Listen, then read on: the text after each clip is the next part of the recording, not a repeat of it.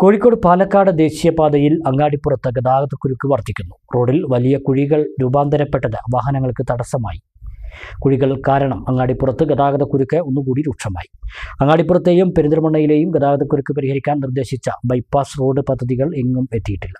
കോഴിക്കോട് പാലക്കാട് ദേശീയപാതയിലെ അങ്ങാടിപ്പുറത്തെ മേൽപ്പാലത്തിന് സമീപത്താണ് റോഡിൽ വലിയ കുഴികൾ രൂപാന്തരപ്പെട്ടിരിക്കുന്നത്. വാഹനങ്ങൾ ഇവിടെ എത്തുമ്പോൾ വേഗത കുറയ്ക്കുന്നത് കാരണം ഗതാഗതക്കുരുക്കിന് ഒന്നും കൂടി ആക്കം കൂട്ടുകയാണ്. കഴിഞ്ഞ ദിവസം കോറി വേസ്റ്റിട്ട് കുഴികൾ അടച്ചിരുന്നു.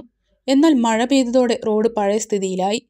ദിവസവും പകൽ സമയത്ത് രൂക്ഷമായ ഗതാഗതക്കുരുക്കാണ് അങ്ങാടിപ്പുറത്ത് അനുഭവപ്പെടുന്നത്.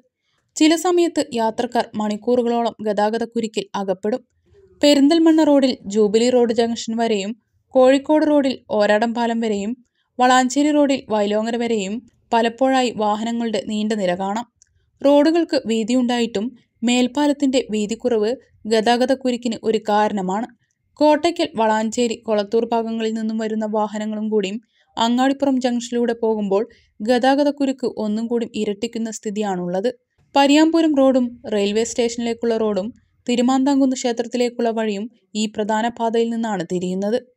ദിനംപ്രതി വാഹനങ്ങൾ പെരുകുന്ന സ്ഥിതിയുണ്ടായിട്ടും റോഡുകൾ വികസിക്കാത്തത് വലിയ പോരായ്മയാണ്. വൈലോങ്ങര ഓരാടംപാലം ബൈപ്പാസ് റോഡിന്റെ നിർമ്മാണം തുടങ്ങാനായിട്ടില്ല.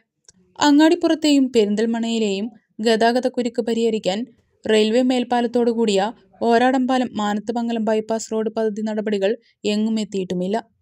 പുതിയ ട്രാഫിക് പരിഷ്കരണം കൊണ്ടുവന്നാൽ തീർക്കാനാവുമോ ഈ ദുരിതം?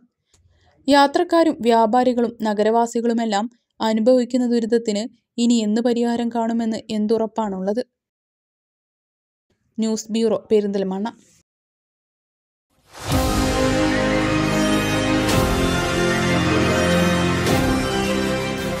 കൂടുതൽ വാർത്തകളും വിശേഷങ്ങളും അറിയാൻ പേജ് ലൈക്ക് ചെയ്യൂ.